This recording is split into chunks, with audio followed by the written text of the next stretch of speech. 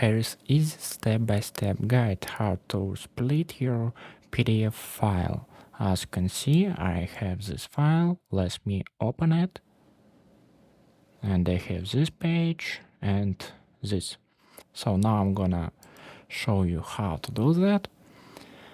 First of all, open up your favorite browser, Google or Safari, it doesn't matter.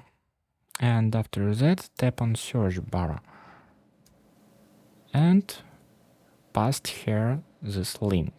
Or I to leave a link on this tool in the description down below. After that, tap on select PDF format, find folder with your PDF and tap on your file.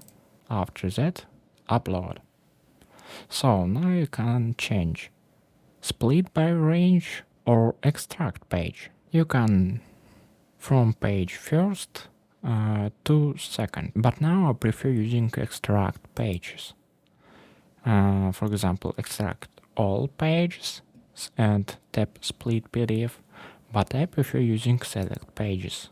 And now, for example, and as you can see here is appear new icon, tap on split PDF button. And now download will be start automatically, or if not, you can click on this button.